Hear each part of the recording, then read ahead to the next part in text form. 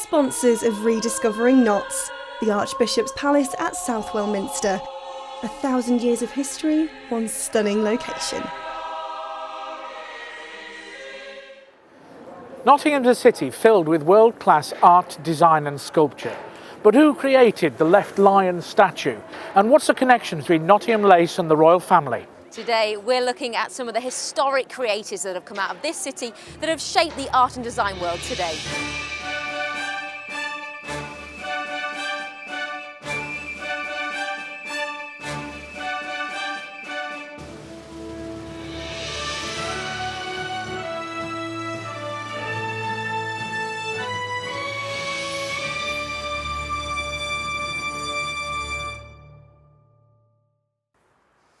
I've walked past this building multiple times, Martin. It's really freezing outside today. Why are we here? Well, we're here because this is the 175th anniversary of the founding of Nottingham Art School, and this lovely building here was, by the late 1860s, home to that school. Government was worried by the 1830s that British industry, manufacturing industry in particular, was falling behind its continental rivals, and the answer to that was education.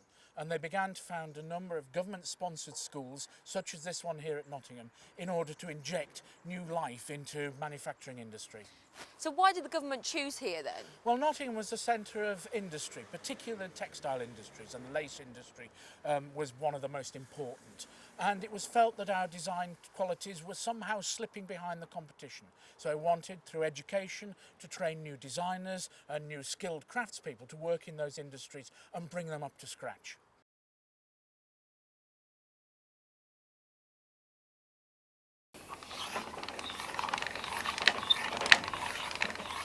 Wow, I was not expecting that.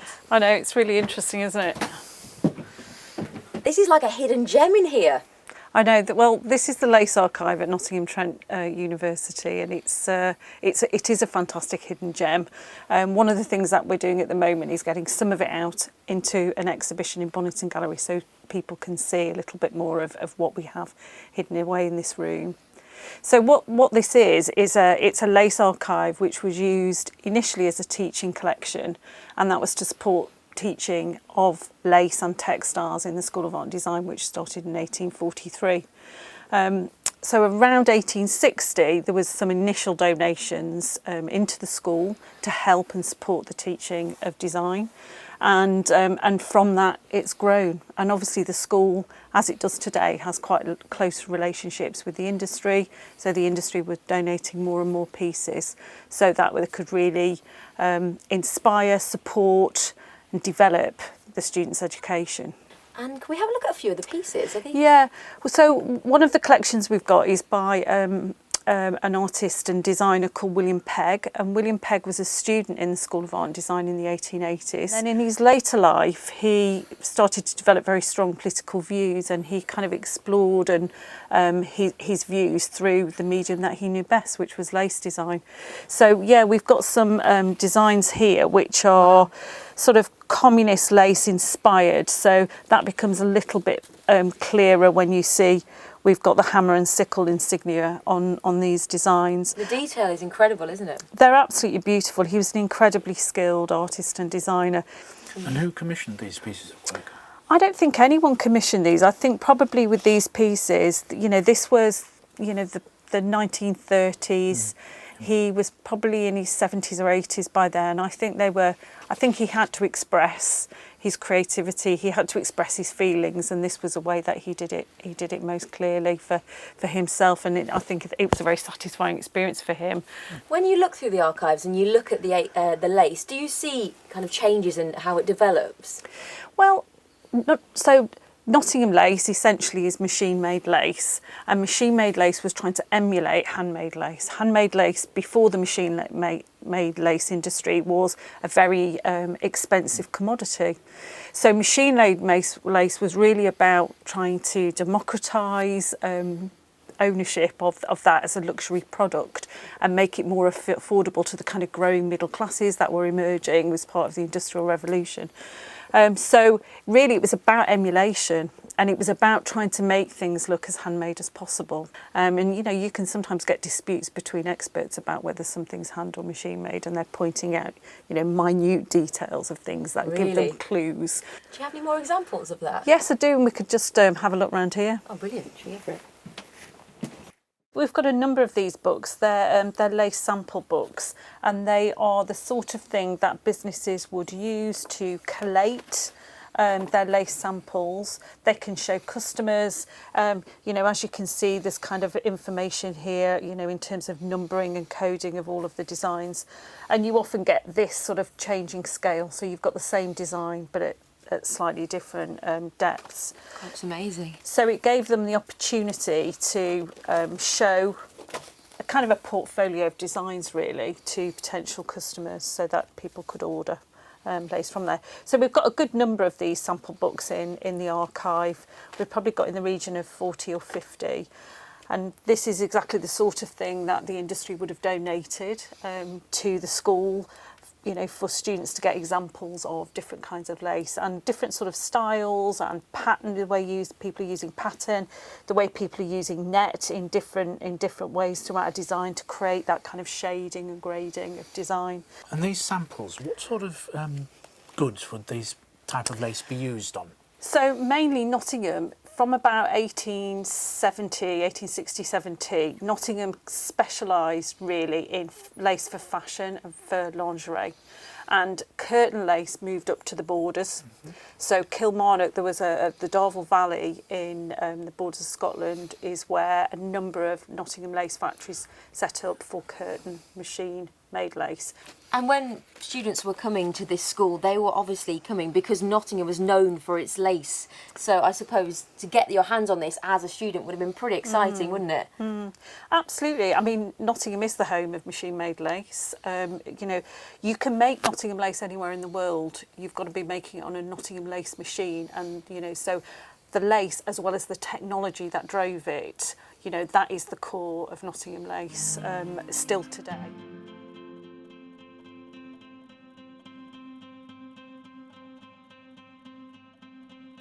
Really, lace making is the core idea here, which is why they build up this enormous collection of samples and examples that can be used. But there's a general demand from any place that's doing any form of industrial manufacture. So Sheffield, it'll be cutlery; Manchester, it'll be cottons; you know, Leeds and Bradford, it's going to be woolens and worsteds and so on and so forth. So all those industries, and most of the economy, of course, is regional, and so you'll find in Nottingham, it isn't just the lace makers, it's also people who are producing, you know, hats, and people who are producing clothes, and people who are producing, you know, crockery and cutlery and all the sorts of things. They're all of them keen to raise standards and you know, ensure that they're able to enter an international as well as a regional and national market. Because this building did have an international impact and now global. Oh, absolutely. No, so what you get is, from the first, Nottingham is seen as one of the pioneering, one of the best schools, and it grows and it develops a reputation. In Nottingham, it develops a reputation, you know, it's huge by, you know, from a standing start in 1843, within 20 years, you know, hundreds of people are being educated here. It's also a place where the graduates of this, of the School of Design, are able to demand a premium from their employers. So actually it really is, you know, employability. They're actually getting jobs and they're being paid more for what they're getting. And it's a sign of that success that in the 1860s they need new premises, that they need this new place, and that people are willing to invest. It's hard to quantify exactly what happens there, and indeed within 30 years the same panic is going to come about. There's going to be another royal inquiry and royal commission, in fact, in the 1860s that comes again from, again, panics that Britain is falling behind, panics that the French, the Germans, even the Americans, heaven forfend, are managing to produce high quality goods. And that's what's going to lead to the foundation of the University College up the road in 1881 as a way of providing more technical education in addition to the artistic education. So does it make a difference? Almost certainly, because it's producing these highly qualified, highly trained people. Can you quantify it? Probably not. And certainly there's always this fear which goes on, you know, for the next 175 years. There's this fear that actually somehow Nottingham's, you know, and England and Britain is falling behind. And so without this building coming here in Nottingham back then, it could have had a huge impact on the UK as a whole. Well, certainly. I mean, if they hadn't been willing to invest in this sort of thing, it's undoubtedly the case that, you know, the highly qualified, the highly trained, creative figures that are produced by this wouldn't have had somewhere to go and might never have undertaken the apprenticeship that they do here. No, that's right. It's an important place for Nottingham, this. So in terms of a legacy, what has the School of Art, or the School of Design as it originally was, left behind in Nottingham? Well, it's left behind, I suppose, a couple of things. I mean, one is the people, and that's the most important thing. And lots of them aren't famous. Lots of them are just people that go on to work in industries. Lots of them are people that go on to produce, you know, nicer versions of things that would have existed. I mean, some of them become famous, and I think you're looking at those people, and, you know, they wouldn't have been produced here. More importantly, I suppose, is that it helps Nottingham remain for much longer than it might have done otherwise, an important centre of manufacture, an important centre of design. And then, of course, what happens is that industrial part of the economy declines. What you see is this sort of thing becoming important. And you can see how this then enables Nottingham to become a centre for crafts, for design, for theatre design, and all these things. So it becomes a world leader in that way. Well then, Kate, with 175 years of history, we've only just begun to scratch the surface. I'm excited to find out about the man who made the famous lions. Well, let's go over to the council house and find out about him.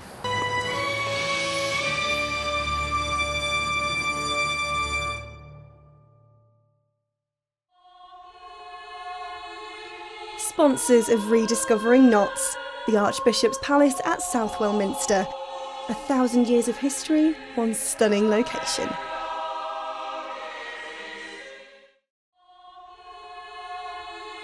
Sponsors of Rediscovering Notts, the Archbishop's Palace at South Westminster.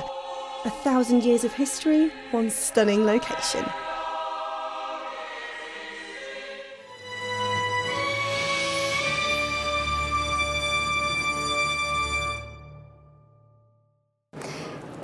Hello and welcome back to a rather sunny yet snowy Nottingham today. And there's only one place we could meet our next interviewee, and that is at the Left Lion. Hello, Kevin. Hello. So why are we here at this big lion? Because this is one of the lions that Joseph Else created as part of the work he did as part of the council house between 1927 and 1929. And he created these two lions for the British Empire exhibition of 1925 down at Wembley in London. But the thing is, Joseph Else created these, and he gave them special names, because this one is called Agamemnon and the one on the other corner is called Menelaus. They're handsome chaps as well, aren't they? They're wonderful, and how many children have sat on there and had their photos taken? So who was Joseph Else then? Joseph Else was a Nottingham-born sculptor, born in 1874. He studied art and sculpture down in London, and then came back to Nottingham and was at the School of Art on Waverley Street.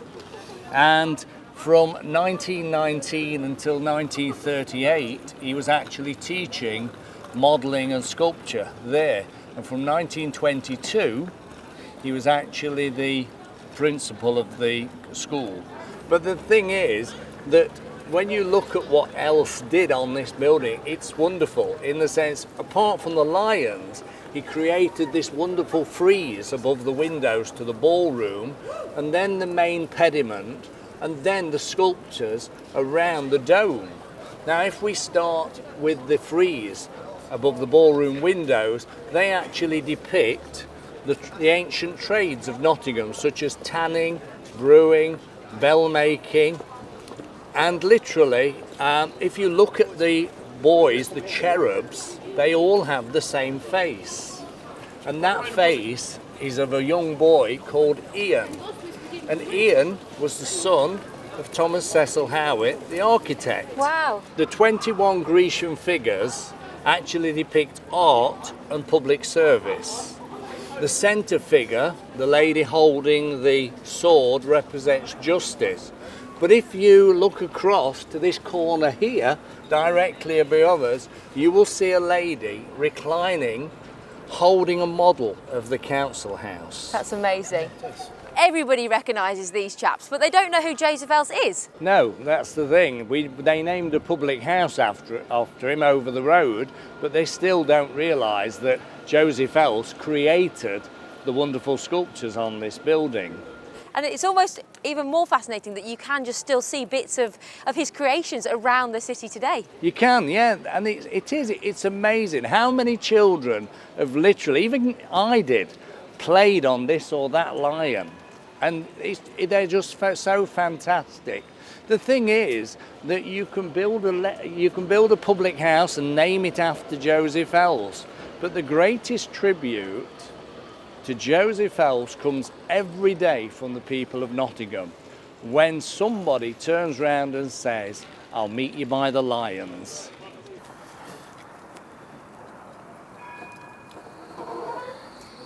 So we've come from the iconic Left Lion to the Forest tram stop. Yes, because if you follow me, I'll show you where another Nottingham artist called home. Oh, come on then.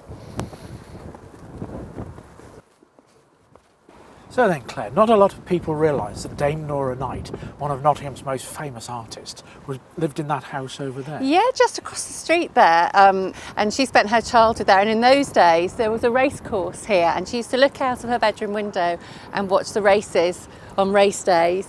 And her mum was an art tutor up at it was then called Brincliffe School. It's now high school for girls, I think, up on the top of the hill there.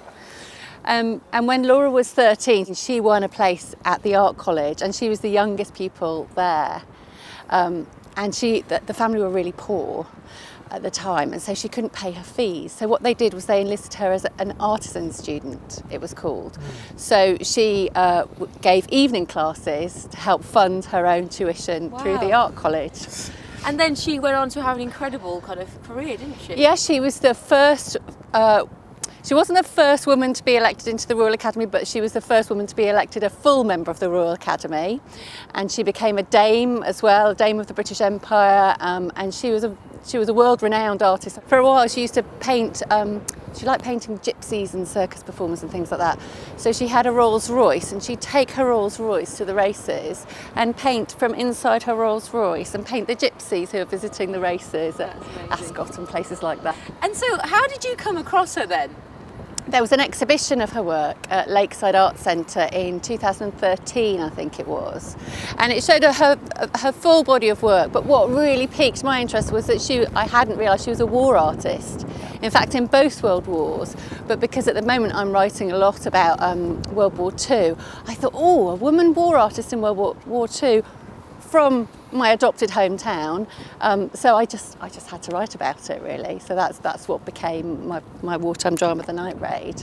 Not only was she a talented artist, she was a very good writer as well, and she wrote 2 autobiographies. And I found this wonderful one, which is an original sort of wartime book published in the 1940s.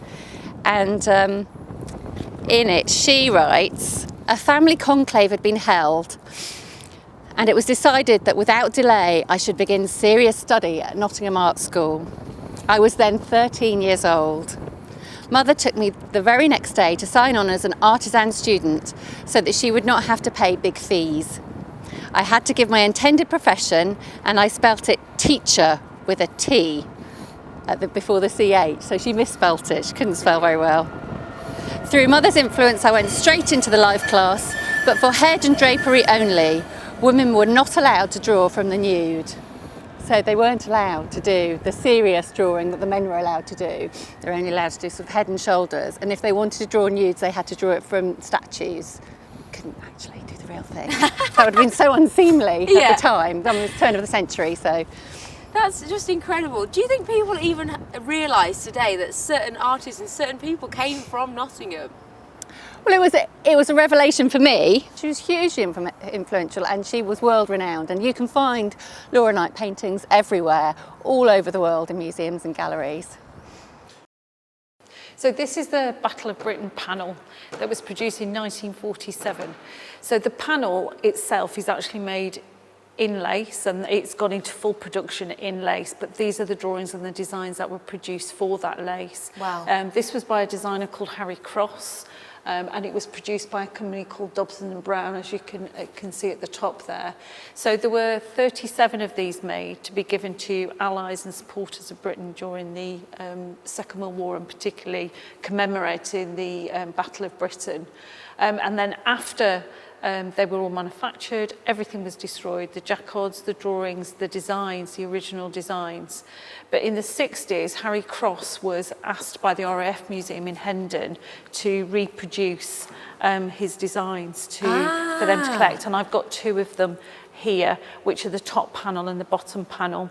So he produced that in his 90s, in the 60s, so that they could be at Hendon with one of the lace panels. So, that's fascinating, isn't it, Martin? It is, yes. So why were they destroyed in the first place? well, I think they wanted to just really create a limited edition and create a sense that, you know, this couldn't be reproduced in any way, shape or form. Thank goodness they did. Yes, absolutely. I'm drawn to this incredible piece that's hanging from the ceiling as well. What's that? Yeah, absolutely. In the 1820s, when actually Nottingham lace machinery was in its infancy, there were some people from Nottinghamshire who smuggled out the technology and moved to northern France and set up in Calais and in Cordray lace making industry. And in the 1820s and 30s, there were a good number of families who were making lace who'd originally originated in Nottingham. So these machines were smuggled out of the country because people wanted to produce what was being made right here in Nottingham. Yes, absolutely. That's amazing. And you know, these are enormous machines, and they had to be smuggled out in small sections on a number of boats so that they didn't get caught. So it must have been quite a feat to do that. But there is still industry in Calais and Cordray today, and this lace is from one of those companies called Sophie Hillette, and they've produced this beautiful fashion lace that a number of leading designers work with, and they also produced the lace that was on Kate's wedding dress, the panels that were situated here. And obviously there's Cluny as well. Cluny, yes.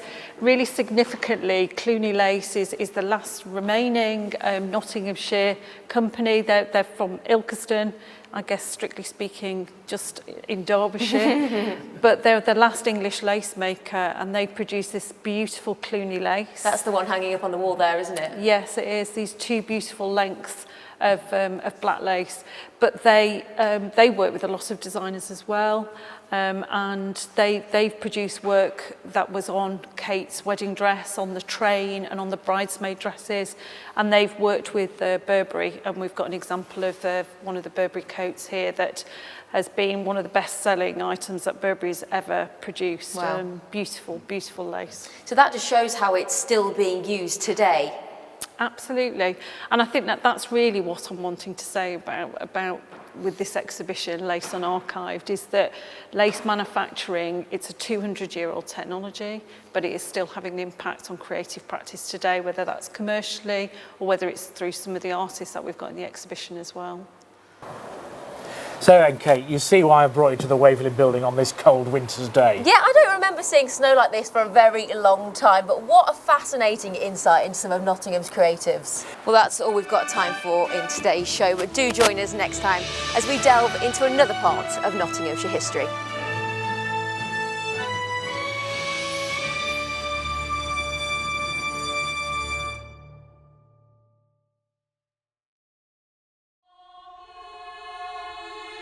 Sponsors of Rediscovering Notts, the Archbishop's Palace at South Wellminster. 1,000 years of history, one stunning location.